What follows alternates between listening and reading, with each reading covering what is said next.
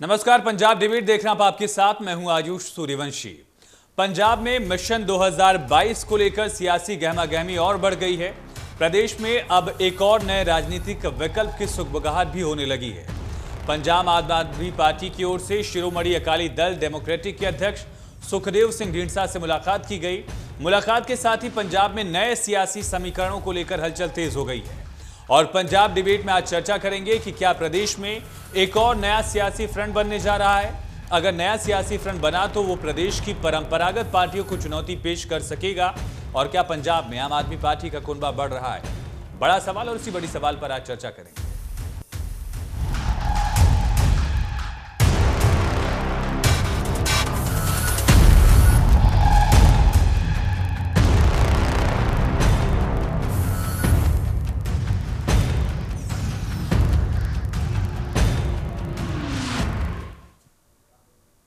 राज्यसभा सदस्य और शिरोमणि अकाली दल डेमोक्रेटिक के अध्यक्ष सुखदेव सिंह ढींडसा से आम आदमी पार्टी के सह प्रभारी राघव चड्ढा की मुलाकात के बाद पंजाब में 2022 को लेकर गतिविधियां और तेज हो गई हैं। प्रदेश के सियासी गलियारों में ढींडसा और आम आदमी पार्टी की नजदीकियां लगातार चर्चाओं में भी हैं। आम आदमी पार्टी की ओर से एक संकेत भी दिया गया कि ढींडसा जल्द आम आदमी पार्टी में शामिल हो सकते हैं। हालांकि ढींडसा ने इस बात को खारिज कर दिया है। उन्होंने प्रदेश में नए विकल्प के लिए एकजुटता की बात कही है। और ऐसे में बड़ा सवाल यही है कि क्या प्रदेश में जो नया सियासी फ्रंट जिसको लेकर सुगबुगाहट दिख रहा है, इससे किसको फायदा होगा? क्या ढींडसा आम आदमी पार्टी में शामिल होंगे जैसा आम आदमी पार्टी का दावा है, या नए फ्रंट की कवायद आगे बढ़ेगी? एक रिपोर्ट देखिए, उसके बाद चर्चा की शुरुआत करेंगे। पंजाब में 2022 में होने वाले विधानसभा चुनाव को लेकर सियासी गहमागहमी बढ़ती जा रही है। ग्राउंड पर सियासतदान एक ओर जहां जनता की नब्ज टटोल रहे हैं, तो दूसरी ओर जोड़ तोड़ की राजनीति भी गरमा रही है। आम आदमी पार्टी की ओर से शिरोमणि अकाली दल डेमोक्रेटिक के प्रधान सुखदेव सिंह ढींडसा से मुलाकात की गई। इस मुलाकात के बाद पंजाब में नए फ्रंट की सुगबुगाहट बढ़ गई है। सुखदेव सिंह ढींडसा की ओर से 2022 में परंपरागत पार्टियों को पछाड़ने के लिए नए फ्रंट की जरूरत बताई जा रही है। ढींडसा और आम आदमी पार्टी की ओर से मुलाकात को सकारात्मक बताया गया है। मेरा ख्याल है भी वो मिलना आ गए थे परविंदर ਨੂੰ। मैं भी ਚਾਹ ਪੀਣ ਗਿਆ ਸੀ, लेकिन किसी ਪ੍ਰੈਸ ਵਾਲੇ ਨੂੰ पता लग गया ਹੁਣ ਮਾੜਾ ਮੋਟਾ भी मिले ने। ਉਹਨਾਂ ਨੇ ਗੱਲ ਕਰਤੀ, ਤਾਂ ਪ੍ਰੀਲਿਮਿਨਰੀ ਮੀਟਿੰਗ ਸੀ। ਵੈਸੇ ਹੀ ਜਿਵੇਂ ਮੈਂ ਕਿਹਾ ਵੀ ਲੋਕਾਂ ਦੀ ਇੱਛਾ ਕਿ ਚੌਥਾ ਫਰੰਟ ਹੋਣਾ ਚਾਹੀਦਾ, ਆਪਾਂ ਨੂੰ ਸਾਰਿਆਂ ਨੂੰ ਇਕੱਠਾ ਹੋਣਾ ਚਾਹੀਦਾ। ਉਹ ਪਹਿਲਾਂ ਵੀ ਇਹੀ ਗੱਲ ਕਰ ਰਹੇ ਸੀਗੇ ਤੇ ਪਹਿਲਾਂ ਉਹਨਾਂ ਦੀ ਕੀ ਗੱਲ ਹੋਈ ਉਹ ਨਹੀਂ ਮੈਨੂੰ ਪਤਾ, ਕਿਉਂਕਿ ਮੈਂ ਪਹਿਲੇ ਫਿਰ ਵੀ ਪਹਿਲੇ ਗਿਆ ਸੀਗਾ ਤੇ ਇਸ ਕਰਕੇ अजे तो बहुत प्रीलिमिनरी पहली मीटिंग प्रीलिमिनरी है जी। कोई खास गल नहीं। आम आदमी पार्टी की बिल्कुल राघव चड्ढा जी की सुखदेव सिंह ढींडसा नाल मीटिंग हुई है, पर लेकिन मीटिंग बड़े अच्छे ढंग नाल हुई हैगी, बड़े पॉजिटिव मूड च हुई है, पर लेकिन ये गल्लां दा कोई जिक्र नहीं होया। आम आदमी पार्टी की ओर से कहा जा रहा है कि 2022 के लिए शिरोमणि अकाली दल डेमोक्रेटिक और आम आदमी पार्टी के बीच गठबंधन तो नहीं होगा, लेकिन जल्द ही शिरोमणि अकाली दल डेमोक्रेटिक आम आदमी पार्टी में शामिल होगी। हरपाल सिंह चीमा ने कहा है कि ढींडसा अपनी पार्टी के नेताओं के साथ जल्द आम आदमी पार्टी में शामिल होंगे।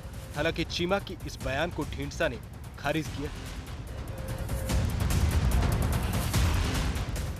देखो, बड़ा स्पष्ट करते हैं कि आम आदमी पार्टी पंजाब में कोई अलायंस नहीं करूगी, चाहे ढींडसा ग्रुप साहब ने कोई अलायंस नहीं होना। आम आदमी पार्टी कल्याण चोन लड़ूगी, बड़ा स्पष्ट करते हैं।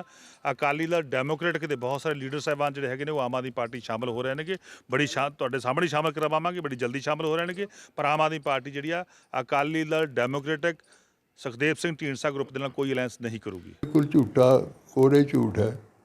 असी ना कदे पार्टी तोड़नी है, ना किसी पार्टी च मिलना है जी। ये सारिया गल्लां बिल्कुल बाई हाथ ने, ना साडे नाल कदे होईयां ने।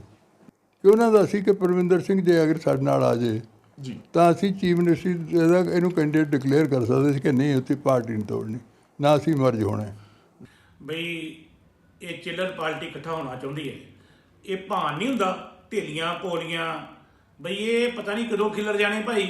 ते एक पासे चांदी दा एक खरा सिक्का कांग्रेस दा सॉलिड सिक्का, एक पासे चिल्लर पार्टी, ये मुकाबला नहीं कर सकती। कहीं कीट कहीं का रोड़ा, बांगमती ने कुनबा जोड़ा। ये इट रोड़ियां दी पार्टी ये पता नहीं कदों खिलर जाए भाई।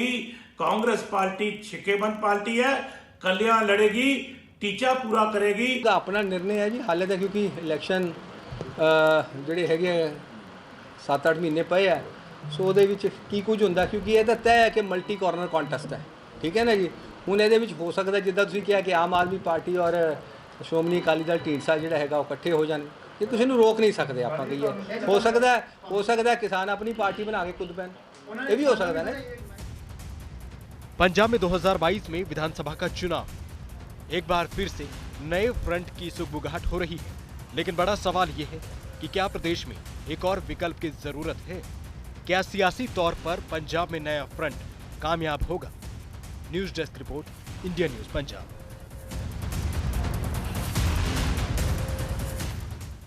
और पंजाब डिबेट के अहम सवालों से आपको रूबरू करा दे। सबसे बड़ा सवाल, क्या पंजाब में 2022 के लिए नए फ्रंट की कवायद तेज हो गई है? अगले साल विधानसभा चुनाव है और ऐसे में अब सियासी गठजोड़ की जो तस्वीरें दिख रही हैं, इस पर आगे रणनीति क्या होगी पार्टियों की, ये भी देखना होगा। और सवाल ये भी कि क्या पंजाब में परंपरागत पार्टियों को नया फ्रंट चुनौती देने में सक्षम हो सकेगा?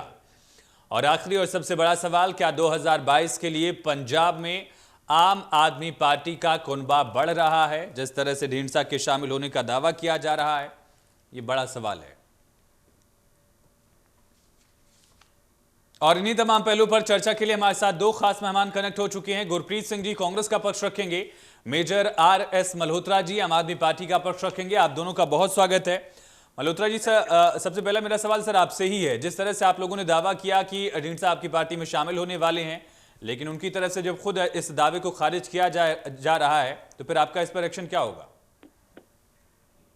देखिए, अब मैं ये नहीं कह सकता कि आपने जो क्लिपिंग चलाई है वो कब की है और उस समय क्या हालात थे, लेकिन हमारी तरफ से ये बात क्लियर है कि बातचीत हुई है और बहुत ही सकारात्मक माहौल में हुई है और हम उम्मीद कर रहे हैं कि ढींडसा साहब और उनके बहुत सारे जो लीडर्स हैं वो आम आदमी पार्टी ज्वाइन करेंगे।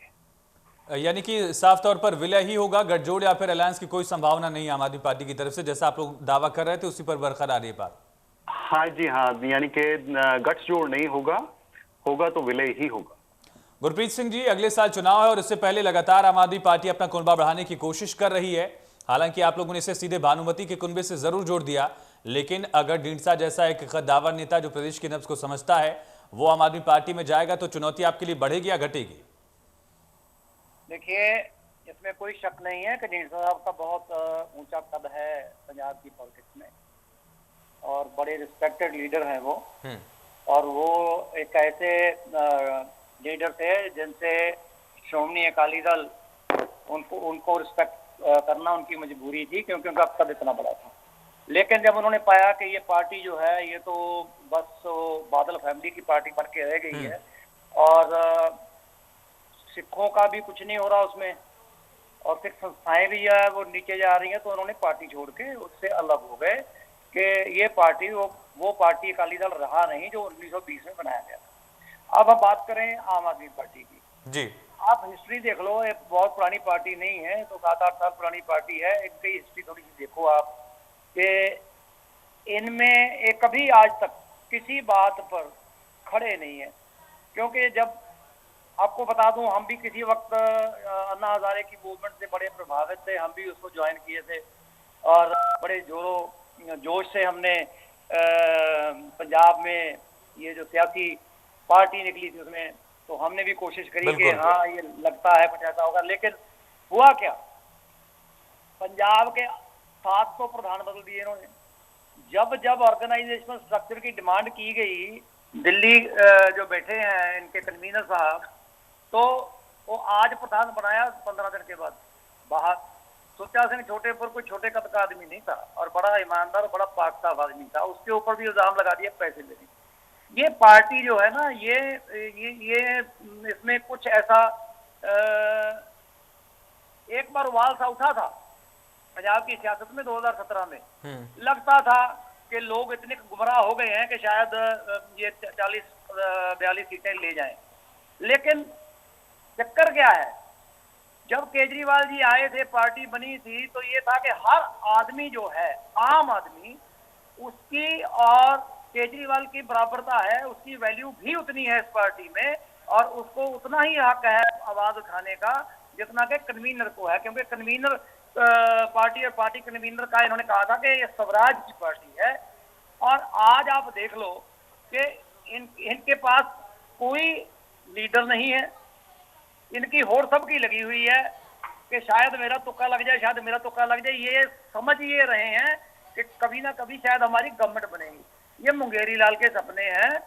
ये ढींडसा जी को गुरप्रीत जी, फिर ये दोनों बातें अलग अलग हो जाती हैं। एक तरफ आपने कहा कि ढींडसा साहब का एक कद है, पार्टी में उनका कद हुआ करता था और प्रदेश में भी उनका एक अपना औरा है, एक औरेदार नेता, एक ऊंचे कद वाला नेता अगर दूसरी पार्टी में शामिल होता है, आपकी विपक्षी पार्टी में शामिल होता है, फिर उसका फायदा पार्टी को नहीं होगा, ऐसे कैसे कह सकते हैं?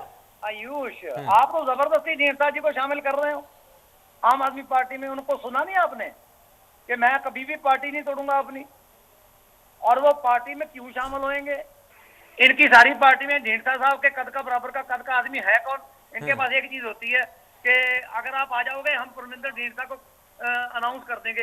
ये कभी भी नहीं करेंगे, पंजाब के किसी लीडर को ये नहीं करेंगे, करेंगे तो सब्स्टिट्यूट होगा वो। लेकिन अगर पंजाब की बदकिस्मती हुई और इनकी कभी सरकार आती है तो यहाँ प्रधानमंत्री केजरीवाल बनेगा, मुख्यमंत्री सॉरी बनेगा केजरीवाल। इनको किसी को नहीं देने वाला हो। चलिए इसका जवाब मेजर साहब से ही ले लेते हैं।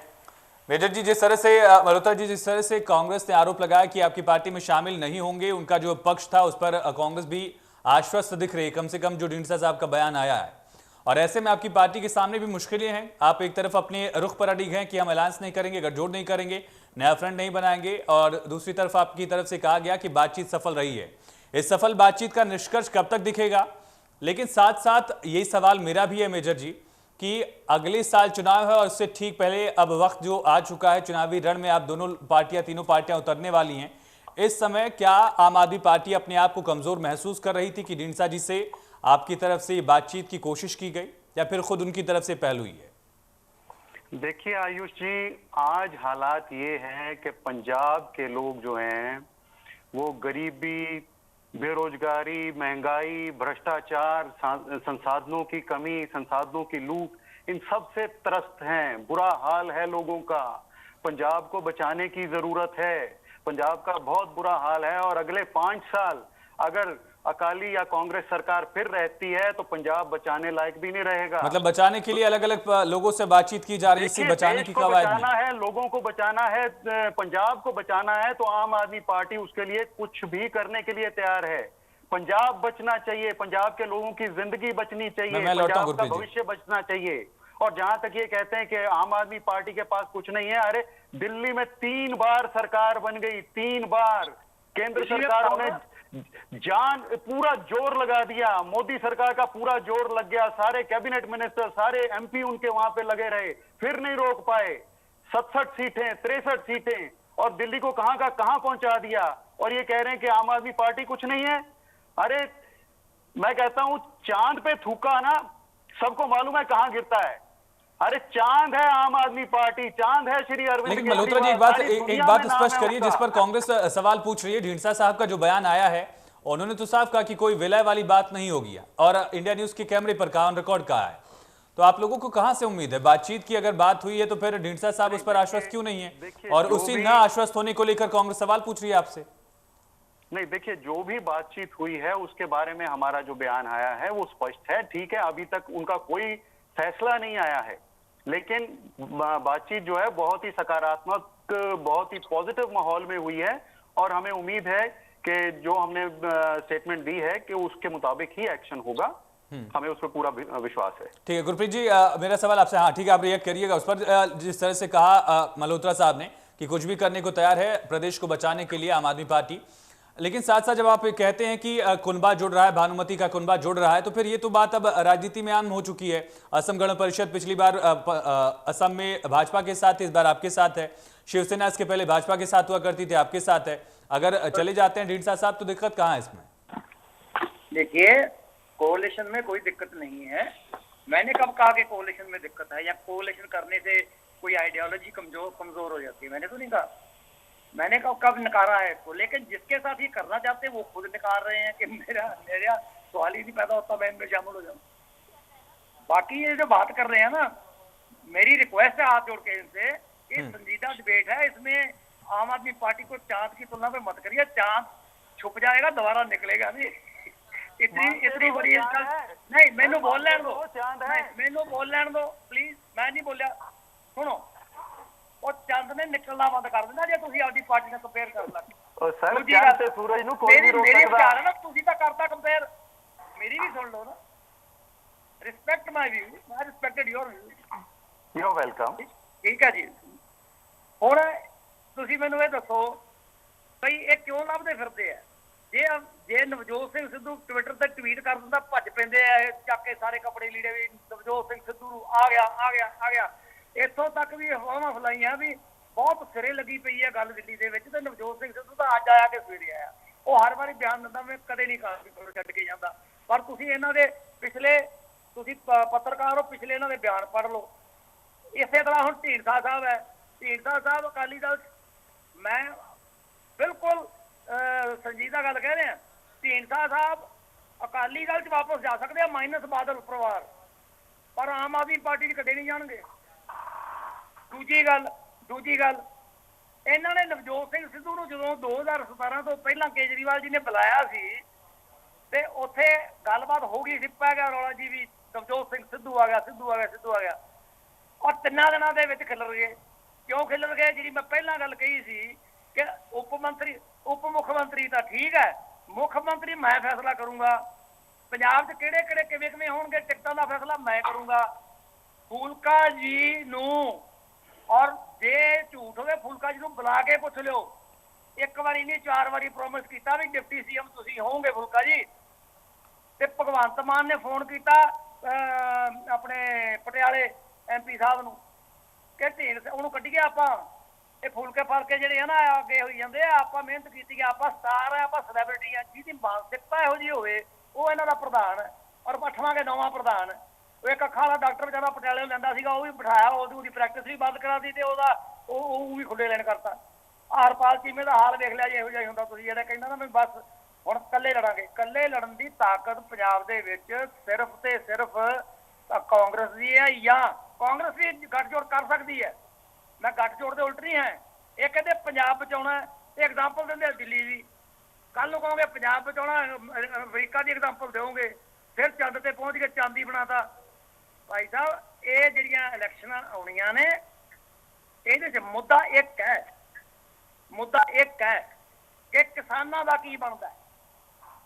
ਜੇ ਕਿਸਾਨੀ ਰਹਿੰਦੀ ਆ ਤਾਂ ਪੰਜਾਬ ਰਹਿੰਦਾ ਤੇ ਰਾਜ ਕਰਨ ਯੋਗ ਪ੍ਰਾਂਤ ਰਹਿ ਜਾਊਗਾ। ਜੇ ਕਿਸਾਨੀ ਗਈ ਤੇ ਜੀ ਸਦਕੇ ਰਾਜ ਕਰਿਓ, ਇਸੇ ਰਾਜ ਕਰਨ ਜੋਗਾ ਪ੍ਰਾਂਤ ਹੀ ਨਹੀਂ ਰਹਿਣਾ। ਨੰਬਰ 1। ਠੀਕ ਹੈ। ਨੰਬਰ 2, ਜਿੱਥੋਂ ਤੱਕ ਤਲਕ ਹੈਗਾ ਕਾਂਗਰਸ ਪਾਰਟੀ ਦਾ 2022 ਦੀ ਤਿਆਰੀ ਦਾ, ਇਹਨਾਂ ਨੇ ਪ੍ਰਸ਼ਾਂਤ ਕਿਸ਼ੋਰ ਦੀ ਅਪਾਇੰਟਮੈਂਟ ਐਡਵਾਈਜ਼ਰ ਕੀਤੀ ਤੇ ਰੌਲਾ ਪਾਦਾ ਸਾਰੇ ਪੇਪਰਾਂ 'ਚ ਕਿ ਪ੍ਰਸ਼ਾਂਤ ਕਿਸ਼ੋਰ ਨੂੰ ਲਿਆਂਦਾ ਜੀ, ਫਿਰ ਝੂਠ ਮਾਰੂਗਾ ਜੀ, ਇਹਨੂੰ 2022 ਦੀਆਂ ਇਲੈਕਸ਼ਨਾਂ ਵਾਸਤੇ ਲਿਆਂਦਾ। ਮੈਨੂੰ ਇਹ ਨਹੀਂ ਸਮਝ ਆਉਂਦੀ ਵੀ ਜਿਸ ਗੱਲ ਦਾ ਕੈਪਟਨ ਸਾਹਿਬ ਤੇ ਜਾਂ 2 ਬੰਦਿਆਂ ਤੋਂ ਇਲਾਵਾ ਕਿਸੇ ਨੂੰ ਪਤਾ ਨਾ ਹੁੰਦਾ, ਆਮ ਆਦਮੀ ਦੇ ਹਰ ਇੱਕ ਵਲੰਟੀਅਰ ਨੂੰ ਪਤਾ ਲੱਗ ਜਾਂਦਾ। ਇਹ ਪਤਾ ਨਹੀਂ ਕਿੱਥੋਂ ਸੀਕਰਟ ਕੱਢ ਕੇ ਲਿਆਉਂਦੇ ਆ। ਐਡਵਾਈਜ਼ਰ ਲਾਉਣਾ ਸੀਐਮ ਦਾ ਆਪਦਾ ਰਾਈਟ ਹੈ। ਉਸ ਬੰਦੇ ਦੇ ਗਾਈਡੈਂਸ ਦੇ ਥੱਲੇ ਇਲੈਕਸ਼ਨ ਲੜੀ ਗਈ ਸੀ। ਲੋਕਾਂ ਨੂੰ ਅਸੀਂ ਫੇਸ ਕਰਦੇ ਹਾਂ, ਲੋਕ ਸਵਾਲ ਕਰਦੇ ਆ, ਉਹਦਾ ਜਵਾਬ ਦੇ ਸਰਕਾਰ ਵੀ ਹੈ ਤੇ ਉਹ ਬੰਦਾ ਵੀ ਹੈ। ਤੇ ਇਸ ਕਰਕੇ ਉਹ ਲਿਆਂਦਾ ਹੈ ਬਈ ਜਿਹੜੇ ਗੱਲਾਂ ਕਹੀਆਂ ਗਈਆਂ ਸੀਗੀਆਂ ਉਹਦੀਆਂ ਪੂਰਤੀ ਕਿਵੇਂ ਕਰਨੀਆਂ। ਹੁਣ ਆ ਜਾ ਰਹਿ ਗਿਆ 1 ਸਾਲ, ਠੀਕ ਹੈ। ਉਹਨੇ ਤਾਂ ਇੱਥੋਂ ਤੱਕ ਸਟੇਟਮੈਂਟ ਦੇਤੀ ਸੀ ਕਿ ਮੈਂ ਤਾਂ ਇਹਨਾਂ ਨੂੰ ਗਵਰਨਮੈਂਟ ਬਣਾ ਕੇ ਦੇਣੀ ਸੀ, ਬਣਾਤੀ, ਹੁਣ ਸੰਭਾਲਣੀ ਤਾਂ ਕੈਪਟਨ ਸਾਹਿਬ ਨੇ। ਇਹੋ ਜਿਹੇ ਬੰਦੇ ਜਿਹੜੇ ਹੈ ਉਹਦੀ ਤਕਲੀਫ ਹੋਈ ਜਾਂਦੀ ਇਹਨਾਂ ਨੂੰ। ਹਾਲਾਂਕਿ ਮੈਂ ਕਾਂਗਰਸ ਪ੍ਰਵਕਤਾ ਕਹਿੰਦਾ ਵੀ 2 ਪੈਸੇ ਦਾ ਫਰਕ ਨਹੀਂ ਪੈਣਾ ਉਹਦੇ ਨਾਲ। ਫਰਕ ਪਊਗਾ ਜਦੋਂ ਲੋਕਾਂ ਕੋਲੇ ਜਾਵਾਂਗੇ, ਲੋਕ ਪੁੱਛਣਗੇ ਹਾਂਜੀ ਕਾਂਗਰਸ ਵਾਲਿਓ ਆਹ ਵਾਅਦੇ ਸੀ ਤੇ ਕੀਤਾ ਕੀ, ਉਹਦਾ ਜਵਾਬ ਦੇਵਾਂਗੇ। ਉਹਦਾ ਜਵਾਬ ਜਿਹੜਾ ਉਹ ਸਾਨੂੰ ਇਹਨਾਂ ਕੋਲੇ ਜੇ ਕਹਿੰਦੇ ਨਾ ਅਸੀਂ ਹੁੰਦੇ ਅਸੀਂ ये कर देंगे। चलिए ठीक है गुरप्रीत जी, जो आपने आरोप लगाया, जो आपने कहा, उसी का जवाब मल्होत्रा जी से ले लेते हैं। लेकिन मल्होत्रा जी, आप लोगों में एक उम्मीद है कि ढींडसा साहब आपकी पार्टी में शामिल हो जाएंगे, विलय हो जाएगा, लेकिन आपसे ज्यादा आश्वस्त तो गुरप्रीत जी लग रहे हैं। उनका कहना कि वो ऐसा कुछ नहीं करने वाले हैं। अब वो किस आधार पर, किस बुनियाद पर उन्होंने कहा, ये बड़ा सवाल हो सकता है।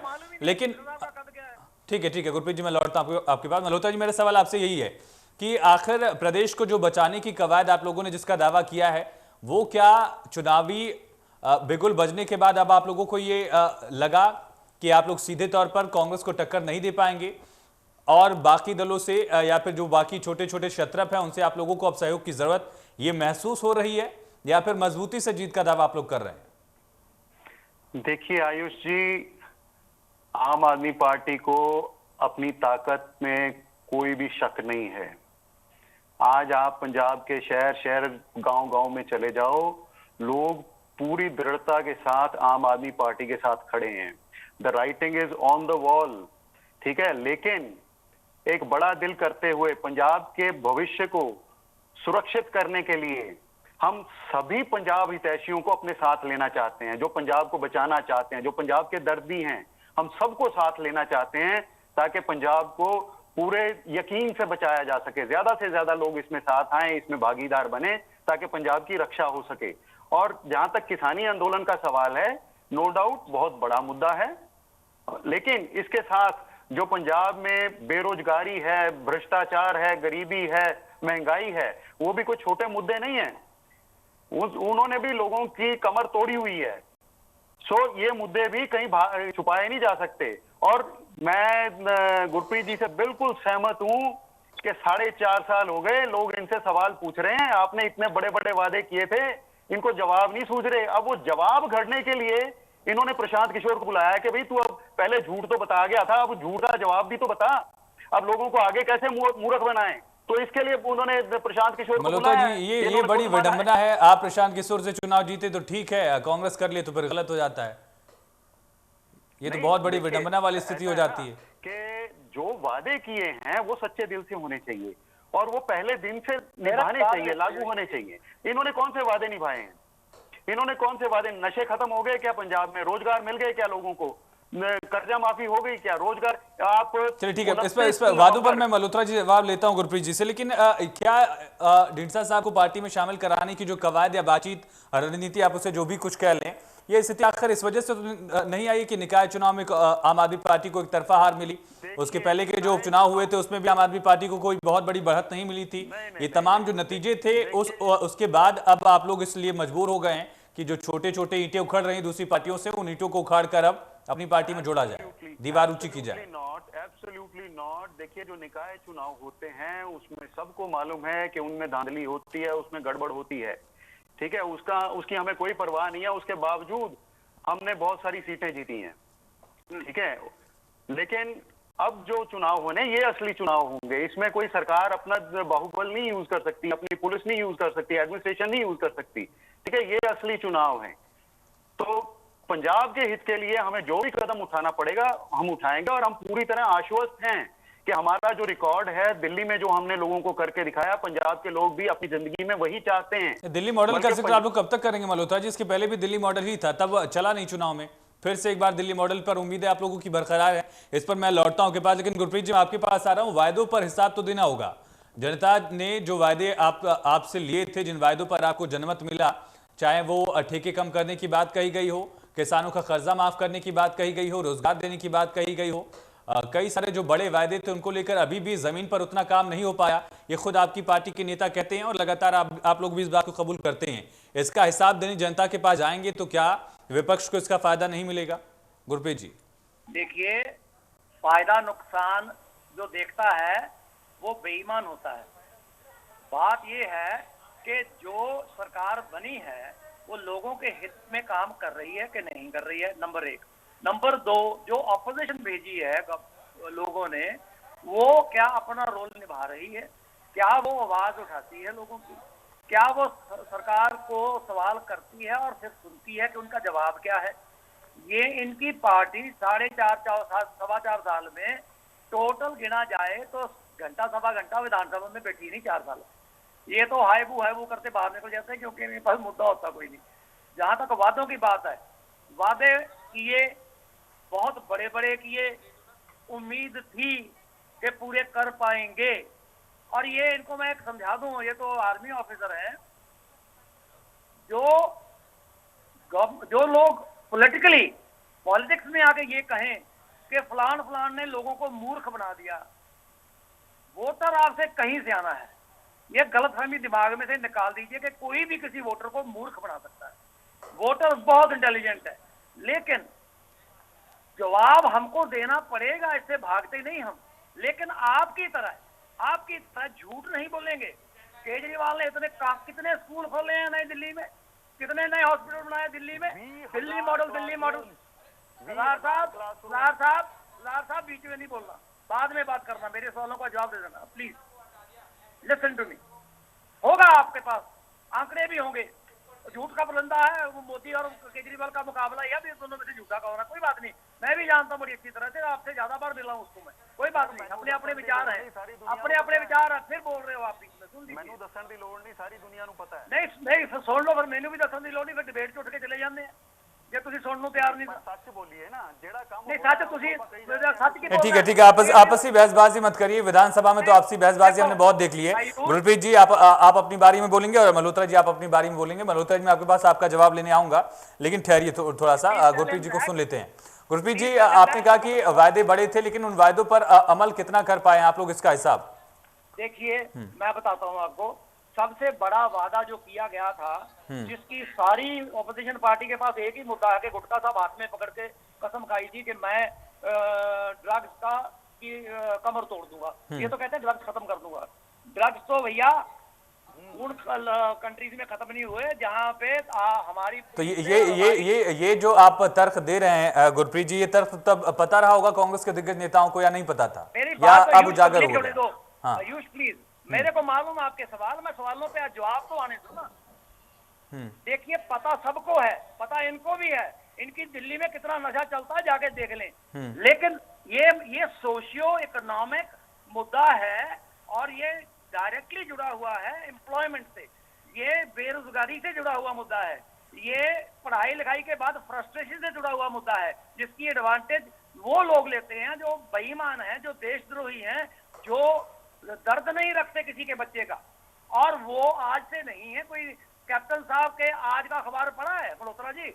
आज 21 किलो एक और 31 किलो एक पकड़ी ना, कितने की बिकती है? 1 मिनट बाद में जवाब देना, बाद में पकड़ी है ना।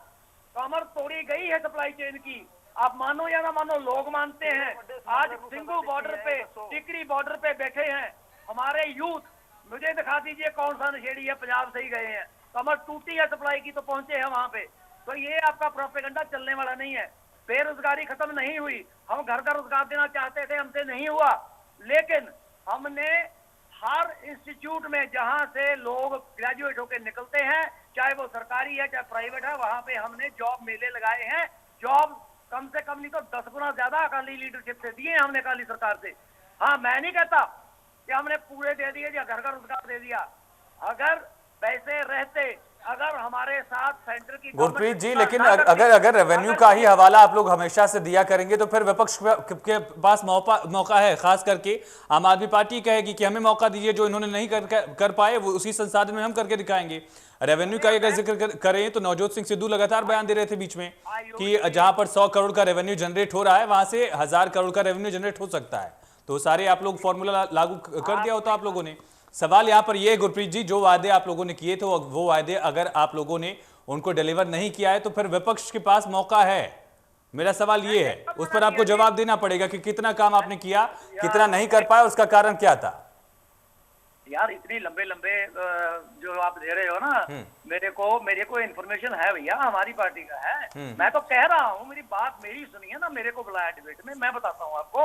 हम भागने वालों में से नहीं है, हम झूठ नहीं बोलेंगे। हमने जो किया है लोगों के पास। गुरप्रीत जी, भागने भगाने वाली बात नहीं, वो जनता तय करेगी कि कौन कहाँ रहेगा और कौन कहाँ नहीं रहेगा, कौन किसको भगा दिया जाएगा, वो जनता हिसाब करती है। ना तो मैं कर सकता ना तो आप कर पाएंगे, ये बात तो मान ही रहे होंगे।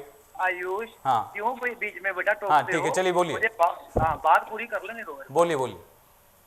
जनता का काम है, it is the government of the people, by the people, for the people.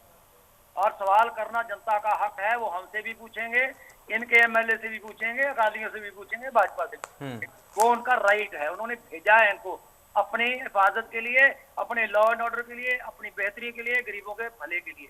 लेकिन मुझे कोई ऐसा इंसान बता दो, जीनियस, जो बिना पैसे के सबके पेट भर देगा। हुआ क्या है, हम ये बहाना नहीं है, फिर ये कह देंगे जी ये तो बहाना है। मैं इस बात को एक बार नहीं, तुम्हारे चैनल से कम 50 बार कह चुका हूं कि कुछ चीजें इनके सामने रखी गई थी मिनिस्ट्री के आगे कि अगर ये करते हैं तो रेवेन्यू बढ़ेगा, नहीं सुनेंगे ही नवजोत सिंह सिद्धू की। नवजोत सिंह सिद्धू अलग हो गया कि अगर इस ढंग से आपने अपने तर्क से चलना है तो मैं जो रिसर्च करके लाया हूं इसका मतलब मैंने वहां झक मारी है, तो वो अपने स्टैंड पे कायम रह के वो अलग हो गया, ठीक है जी। लेकिन कांग्रेस नहीं छोड़ी, क्योंकि आज भी उसको मालूम है कि कांग्रेस के गुरप्रीत जी इतना बताइए बस, ठीक है, आप अपनी बात पूरी करिएगा, मैं आपको रोक नहीं रहा हूँ, टोक नहीं रहा हूँ, लेकिन ये बताइए, अगर आप ये कहते हैं कि नवजोत सिंह सिद्धू सही थे, उनके पास एक फॉर्मूला था, उस फॉर्मूले पर काम करके रेवेन्यू आ सकता था, उसके बावजूद अगर सरकार उनकी बात नहीं मानती है, क्या ये मैसेज जनता में आप दे रहे हैं, यही मैसेज जा रहा है? मैसेज मैं ये दे रहा हूँ हाँ। कि जो डेमोक्रेटिक सेटअप में पार्टी होती है और गवर्नमेंट होती है, और जो सजेशंस आते हैं और उनको सुनना चाहिए, देखना चाहिए, उस पर रिसर्च करनी मतलब चाहिए। आप मानते हैं कि नवजोत सिंह सिद्धू का जो फॉर्मूला था या जो उनके सुझाव थे, हिदायत थे, अगर सरकार ने माना होता तो रेवेन्यू थोड़ा बहुत बढ़ा होता, उसका इस्तेमाल जनहित के कामों में हो सकता था, जो जनहितैषी वादे थे उनको पूरा किया जा सकता था, थोड़े बहुत और बेहतर हो जाता, स्थिति आज बेहतर होती। तो बड़ी सिंपल सी बात है हाँ। कि हमें ये लगता था कि पहली बार जब आए थे तो हमारा बयान ये था कि इस बार क्योंकि टाइम शॉर्ट है इसलिए एक्साइज की कॉर्पोरेशन नहीं बनेगी और अगली बार हम कोशिश करेंगे। ये तो जवाब देना पड़ेगा उन मिनिस्टर्स को और उस हमारे हेड को जब लोग पूछेंगे। तो ठीक है, ठीक है, ठीक है गुरप्रीत जी, मैं आपकी बात समझ गया, ठीक है। मल्होत्रा जी, मैं इसी मुद्दे पर आपका रिएक्शन चाहूंगा। स्थितियां तो आपसे भी छिपी नहीं हुई है, आप लोग भी इससे रूबरू हैं, खास करके कोरोना काल में रेवेन्यू में किस तरह से कमी आई है, केंद्र से जीएसटी को लेकर किस तरह से राज्यों की टकराव वाली स्थिति बढ़ी थी, तो राज्यों के हाथ तो बंधे हुए हैं, इसमें कोई दो राय नहीं है। मल्होत्रा जी, किसान आंदोलन का कितना नुकसान हुआ है? आयुष जी, देखिए, मैं गुरप्रीत जी की दाद देता हूं कि एक इनडिफेंसिबल गवर्नमेंट को ये डिफेंड करने की कोशिश कर रहे हैं, बहुत कोशिश कर रहे हैं। उन्होंने तो कह दिया कि कई सारे मिनिस्टर्स ऐसे हैं जिन्होंने सुझाव नहीं माने हैं और उनको जवाब देना पड़ेगा। अब इससे ज्यादा वो क्या कहते हैं? मुझे जरा मुद्दे पे आने दीजिए। सच बोलता हूँ, डिफेंड नहीं करता। मुझे ठीक है, मल्होत्रा जी बात कहिए। देखिए, मेन जो इशू है वो है ईमानदारी का, वो इशू है भ्रष्टाचार का। जहां खजाना आना है, एक्साइज से आना है, माइनिंग से आना है, ट्रांसपोर्ट से आना है, केबल से आना है, और भी जितने रिसोर्सेज हैं जहां से आना है, वहां पे तो ये चोरियां करवाते हैं, ठीक है। फिर जब खजाना खर्च होना है, जहां पे भी बजट खर्च होना है, 100 रुपए की जगह 20 या 30 रुपए खर्च होते हैं, 70-80 रुपए चोरी हो जाते हैं। तो बाल्टी के ऊपर भी छेद है, नीचे भी छेद है, तो बाल्टी भरेगी कैसे, खजाना भरेगा कैसे? तो मेन इशू जो है वो भ्रष्टाचार का है। दिल्ली में केजरीवाल साहब कोई नोट तो नहीं छापते, वही दिल्ली है। टैक्स का रेट कम किया उन्होंने और कलेक्शन बढ़ गई। आज 135% ज्यादा बजट है दिल्ली का। क्यों है? क्योंकि सरकार ने टैक्स की चोरी रोकी है, टैक्स की चोरी नहीं होने देती, और वो चीजें दी हैं दिल्ली के लोगों को जो उन्होंने कभी सोची भी नहीं थी। हेल्थ को देखिए, सब कुछ फ्री है। शिक्षा को देखिए, 20,000 कमरे बने हैं वहां पे, पानी बिल्कुल फ्री है, बिजली ऑलमोस्ट फ्री है वहां पे, 200 यूनिट सभी की फ्री है। 73% लोगों का बिल जीरो आ रहा है वहां पे। 2500 रुपया पेंशन सभी की है, यानी कि बुजुर्गों की, विधवाओं की, बेरोजगारों की बिना मांगे पहुंचती है। और यहाँ पे क्या है? कुछ भी नहीं। मल्होत्रा जी, ठीक है, मेरे इसी से जुड़े दो सवाल हैं। आप लोगों ने ये तमाम मुद्दे 2017 वाले विधानसभा चुनाव में भी उठाए थे, उसका नतीजा क्या हुआ हमने देखा।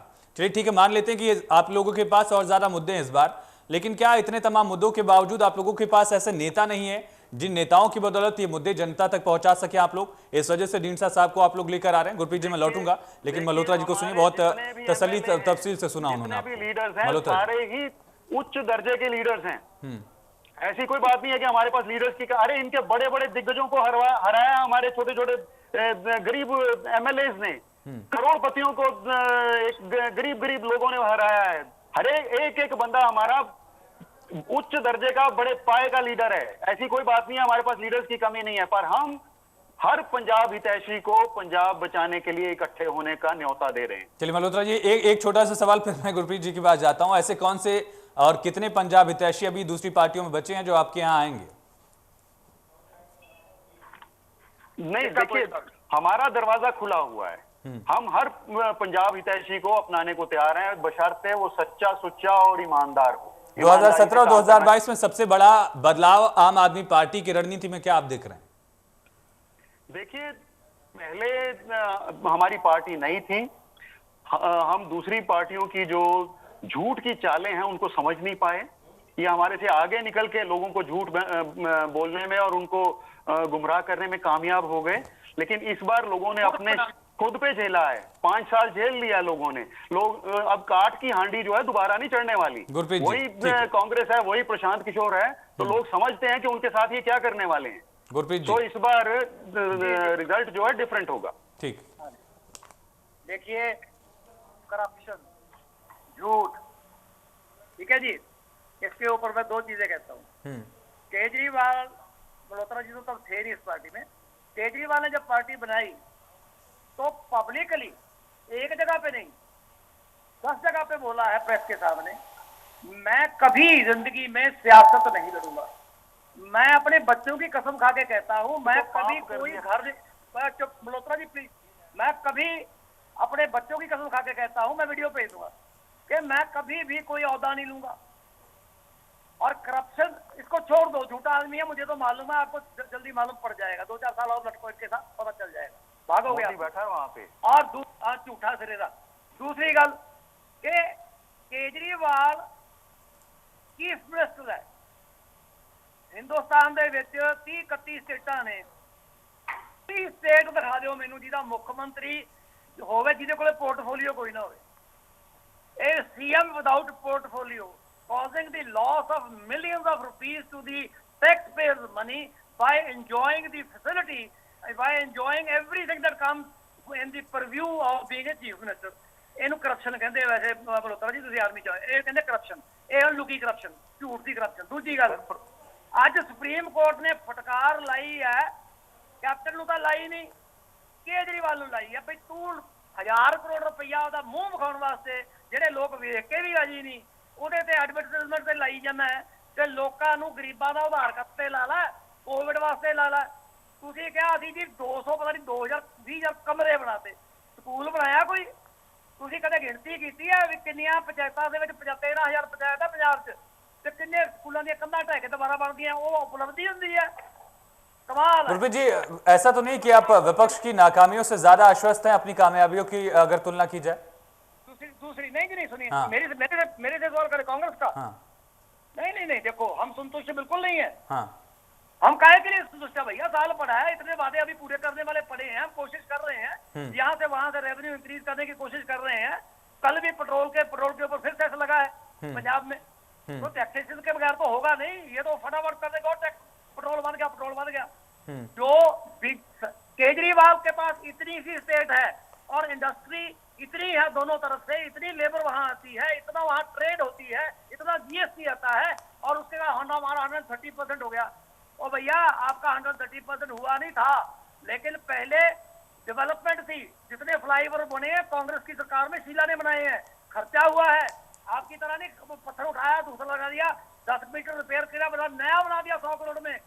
कोई फ्लाईओवर नहीं बना है नया, ये और पहले ठेके दे चुके हैं। झूठ बोलना बंद कीजिए, लोगों को पता। अब तो किसान बैठा यार दिल्ली के बॉर्डर पे, कीले लगाई, कंक्रीट के बंकर बने, पानी बंद हुआ, बिजली बंद हुआ, और ये यहाँ के एसवाईएल का पानी पंजाब का है, किसी को नहीं देंगे। हरियाणा का है, हरियाणा को मिलेगा, दिल्ली में दिल्ली का है, दिल्ली को मिलेगा।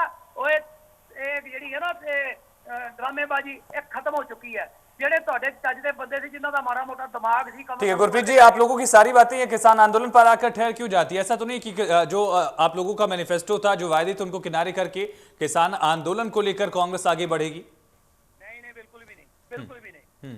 अगर आगे बढ़ेगी, किसान के कंधे पे रख के बंदूक चलाएगी, हम पार्टी छोड़ देंगे, ऐसा कुछ भी नहीं है। पॉलिटिकल अलग चीज है, किसान पॉलिटिकल नहीं है। किसानों को रोज कह देते, आप भी अभी बोल रहे थे, एक बोल रहा था शायद किसान पार्टी बना ले। किसानों का बार बार ये बयान है कि हम पॉलिटिक्स में कभी एंटर नहीं करेंगे, और वो नहीं करेंगे। उन्होंने दिखा दिया लीडरशिप क्या होती है सबको, हमको भी, इनको भी, सब। लेकिन इसके बावजूद गुरप्रीत जी, ये एक पॉलिटिकल मुद्दा तो बनने वाला है ना, चुनाव में भी एक अहम पहलू होगा ये, और इसका फायदा या नुकसान किसे होगा ये भी हम देखेंगे। आगे देखिए होता है क्या। ठीक है, जल्दी से फिर मैं मल्होत्रा जी के पास जाऊंगा, वक्त कम है मेरे पास। 1 मिनट। अगर किसान जीत के वापस आता है तो बहुत बड़ा प्रभाव पड़ेगा 2022 की इलेक्शन पे, और वो इलेक्शन की नहीं जाएगी। अगर किसान हार के आता है तो इस इलेक्शन ये बेमाने ठीक है। क्योंकि एक और आखिरी सवाल गुरप्रीत जी आपसे, छोटा सा रिएक्शन ही चाहूंगा। अगर ढींडसा आम आदमी पार्टी में शामिल होते हैं या इस तरह की जो बातें निकलती हैं, तो आप लोगों को खारिज करने का क्या एक कंपल्शन है? क्योंकि आम आदमी पार्टी लगातार अपनी बढ़ोतरी की तरफ दिख रही है। आने वाले विधानसभा चुनाव में भी आपको आम आदमी पार्टी से ही चुनौती मिलेगी। इस वजह से एक मजबूत विपक्ष को आप नकार रहे हैं, खारिज कर रहे हैं, या फिर सच में नहीं जाने वाले ढींडसा? नहीं, 1.5 साल जी नहीं जाएंगे। ये आप मैं जानता हूँ जी, पिछले 30-35 साल से उनको, वो बहुत कमिटेड लीडर है आइडियोलॉजी की तरफ। चलिए ठीक है, मल्होत्रा जी आपका रिएक्शन आखिरी में। सर, ढींडसा जी के बिहाफ पे ये आश्वासन दे रहे हैं, तो बड़ी हंसने वाली बात है। और आप देखिए कि केजरीवाल साहब से ये इतना डर गए कि उनको राजनीति से ही निकालना चाहते हैं। जब सरकारें कुछ ना करें, सरकारें आश्वासन देके पार्लियामेंट में मुकर जाएं, तो आम आदमी क्या करे? फिर तो देश के हित में बड़े से बड़ा जो वादा है या बड़ी से बड़ी कसम भी तोड़ी जा सकती है, जब सरकार झूठी हो जाए और पार्लियामेंट में मुकर जाए। इसीलिए उन्होंने अपना वादा तोड़ा और राजनीति में आए, और दिल्ली पे 3 बार उन्होंने एक सफल सरकार बनाई है। और दिल्ली में जो काम हुआ है, 1 मिनट, मुझे अब इन्होंने छेड़ा है ये मुद्दा, मुझे इस पे बोलने दीजिए। दिल्ली में जो काम हुआ है आयुष जी, वो किसी को बताने की जरूरत नहीं है, बच्चे बच्चे की जुबान पे है। चलिए, किसने काम किया और किसने कितना काम किया ये जनता तय करेगी। आप दोनों का बहुत शुक्रिया चर्चा में जुड़ने के लिए, गुरप्रीत जी, मल्होत्रा जी चर्चा में शामिल होने के लिए। ढींडसा साहब को लेकर एक बड़ा यहाँ पर पशुपेश वाली स्थिति जरूर बनी हुई है। आम आदमी पार्टी का ये दावा है कि वो आम आदमी पार्टी में शामिल होंगे, अपनी विलय करेंगे वो दरअसल अपने नेताओं के साथ। लेकिन खुद ढींडसा की तरफ से जब ये बयान सामने आया कि वो आम आदमी पार्टी में नहीं शामिल होंगे, तो उसके बाद से कांग्रेस के पास भी एक मजबूत बुनियाद है। इसको लेकर आरोप प्रत्यारोप का भी एक दौर सा दिख रहा है। लेकिन सबसे बड़ा सवाल 2022 विधानसभा चुनाव में जीत किसकी होगी, उसके लिए अभी से चुनावी बिसात बिछने लगी है। फिलहाल चर्चा में इतना ही। खबरें लगातार जारी, बने रहिए।